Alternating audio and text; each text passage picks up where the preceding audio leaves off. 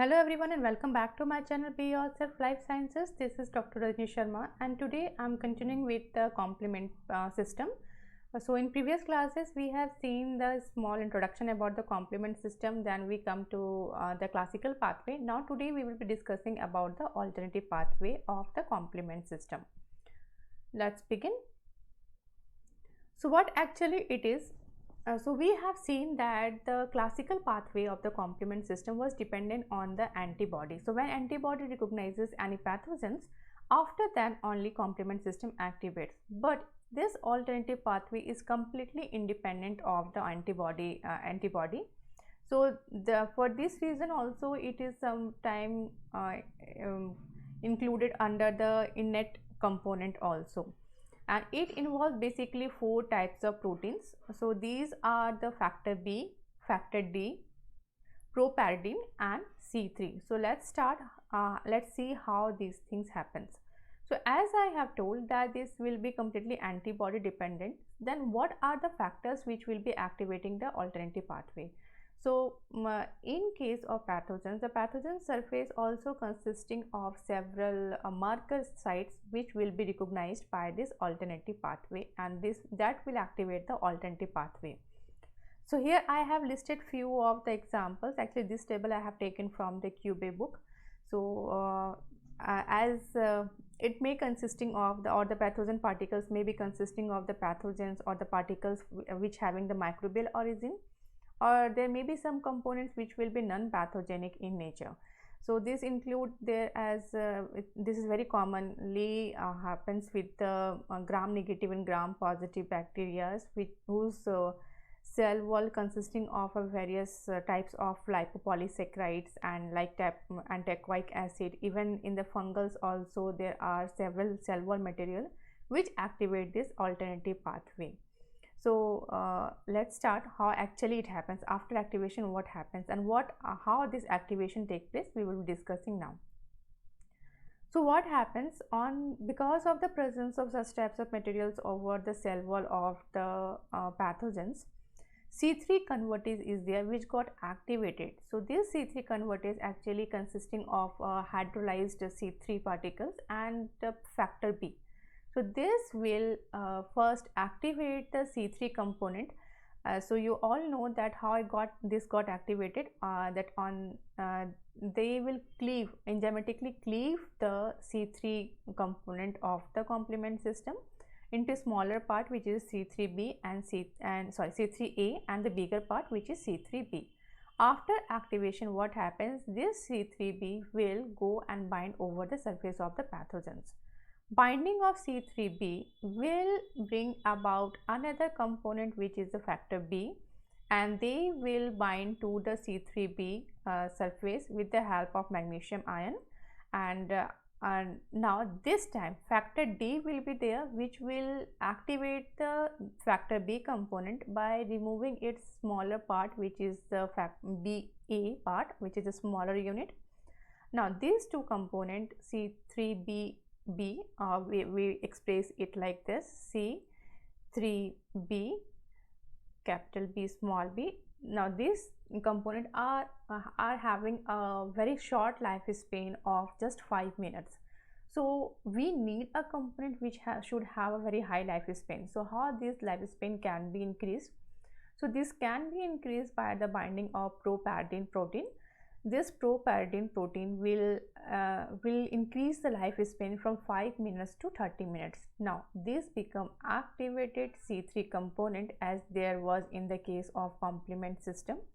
So what will happen? The activation of this C3 convertase will activate more C3 component, and the more amount of the bigger component of the C3 component will autolyzed to release more amount of C3b component, and in just 5 minutes approximately or even more than 2 into 10 to the power 6 C3b component will be deposited over the pathogen surface.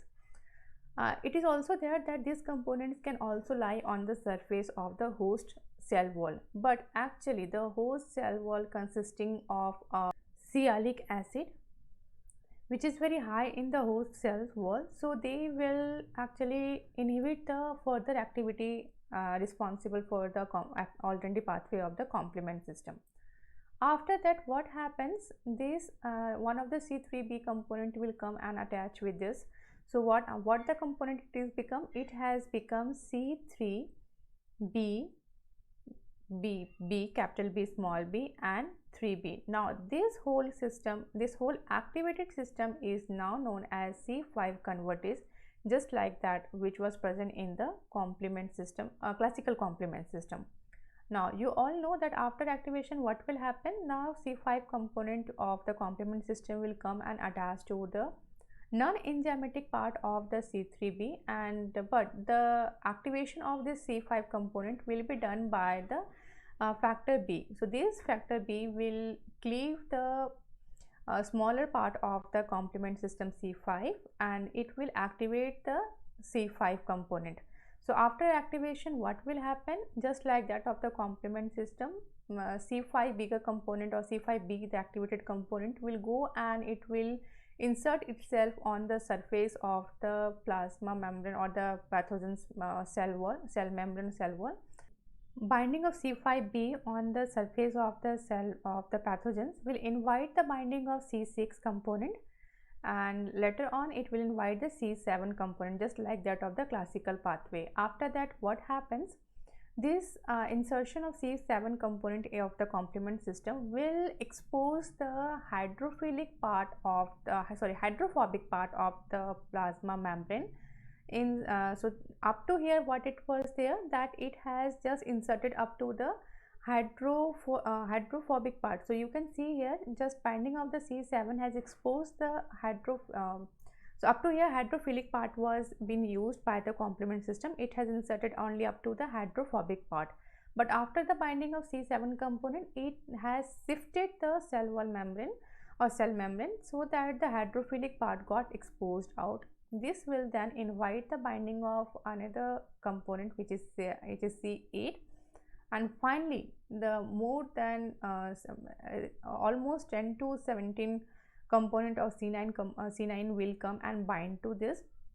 And when we look from the upper view, what we will see, we can see that a pore is created on the wall of the pathogens, and this pore size may vary from 70 to 100 Armstrong, and this much of pore is enough to lyse the bacterial cells by the osmosis pressure. So what will happen after the creation of this pore, water molecules and along with some ions will rush inside the cell, and this will lead to the lysis of the pathogen cell wall or cell membrane. So this way this lead to the lysis of the pathogens.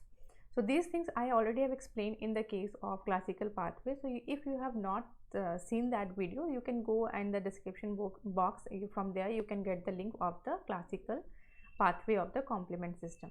Now what has happened actually, when we will see the overview of the alternative pathway as we have seen in the case of classical pathway. So what happened, the microbial surface has activated the C3 component into the smaller by cleaving the smaller component, and the bigger one has now activated the factor B, which is got activated by factor D, and they have formed the C3b capital B small b, which is known as C3 convertase. This C3 convertase has activated approximately 2 into 10 to the power 6 more component of the of C3 component, and they one of the component has combined with this already activated C3 convertase to form the C5 convertase. Now after that what will happen, C5 convertase will activate C6, C7, C8, C9, and the whole sequence will form a membrane attacking complex. So these things I already have discussed in the classical pathway, so I am not much discussing about the membrane attack complex. If you have missed that video, then you can get the link from the description box. So in next class we will discussing about the lectin pathway. So don't forget to subscribe and share my channel. Till then, goodbye, have a nice day, enjoy your lockdown and stay safe at home.